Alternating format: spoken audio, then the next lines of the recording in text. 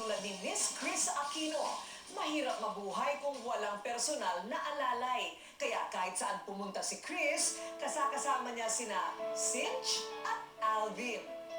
Sina Cinch Espiritu at Alvin Gagi ay dalawang taong pinagkakatiwalaan ng gusto sa halos lahat ng bagay ni Chris Aquino. Biro nga nila ang sweldo daw nila ay dapat pang manager. Naku naman, marami ang umaasam sa ganyang klaseng trabaho. Masarap daw kasi talagang maging isang celebrity wonder alalay. Kailangan mong pagbutihin. Kasi hindi basta-basta yung taong pagtatrabaho. Ron 10, assistant ng artista. Ang boss, ang mitikulosa at mabusising si Miss Chris Aquino. Number one, ayoko na maingay kasi gusto ko ako lang yung maingay. Dahil bugbog sa trabaho si Chris, baka raw may makaligtaan siyang mga responsibilidad. Kung ako mag-a-attempt na gawin lahat nun, I'll go crazy. I won't be able to do my job in front of the camera. I won't be able to do my job for the magazine. And I won't be able to be a good mom and wife. Kung everything else ako, that's why you have assistants. Taong 2003 nang maging bahagi ng staff ni Chris si Cynthia Espiritu o si Cinch. Mula sa pagnenegosyo, ay tinanggap ni Cinch ang alok ng isang kaibigan na maging boss si Chris. Tinanong kung kaya mo ba? Oo, bakit naman hindi? Tapos naman ang computer programming si Alvin Gagi. Pero nalinya sa trabaho sa entertainment at nabigyan ng oportunidad na makatrabaho si Chris mula taong 2005. Naya kami mag-apply. And that time wala naman akong work. So, tinry ko. Tapos nag-enjoy naman ako. Magmula noon ay nakilala sina Cinch at Alvin na kanang kamay ni Chris. Advice namin sa mga players. Mula sa pagtitiping, sinisigurado nilang dala ni Chris ang lahat ng kanyang kailangan. Si Cinch ang nag-aasikaso ng mga bayarin ni Chris sa trabaho at personal. Si Alvin naman ang bahala pagdating sa kasuotan. Kailangan i-coordinate sa mga designers na ito yung look, ito yung gusto ko, itatawag lang niya. Tapos, siya yung namimili ng kung anong shoes ang iti-tear na dun sa gown para at least hindi ko na kailangan problemahin yon. At taga-kalendaryo ng schedule at mga proyekto ni Chris sa buong buwan.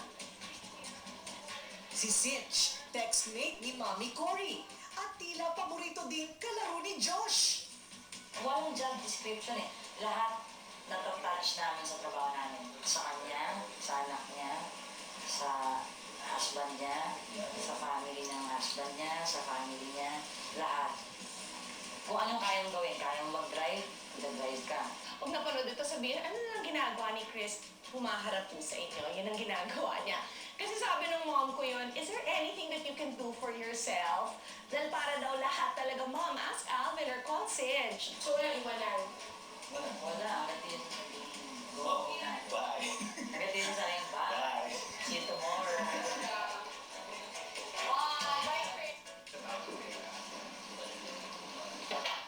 Change watch tayo.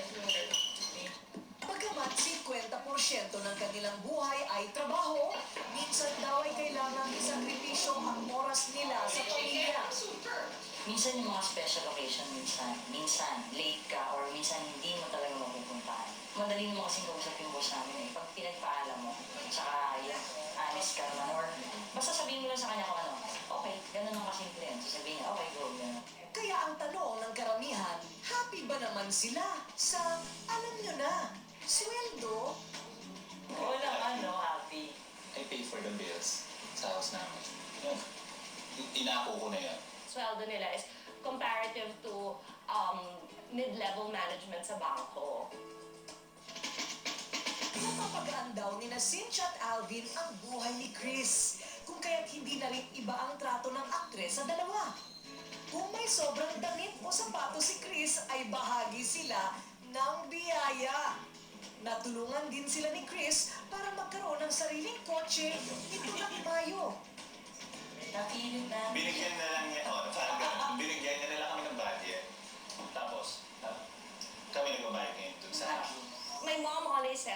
treat your people well because at the end of the day, sila naman talaga yung nag-aalaga sa'yo. Sa saya, kalungkutan, at puyatan. Bilang mga kanang kamay ni Chris, hindi lang daw kamay ang iniaabot nila kay Chris, kundi ang buo nilang suporta. Nandun lang kami sa tabi niya, parang gano'n. Kasi kilala naman ang personality niya na pag kailangan ka niya, sasabihin naman niya sa'yo eh.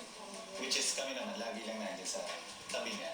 Kaya kung ipagpapalit ba nila ang trabaho bilang kanang kamay ni Chris, malabo yatang mangyari yun. No deal! Dahil sure na sina Cinch at Alvin. Masaya sila sa trabahong ito kasama si Bossy Chris.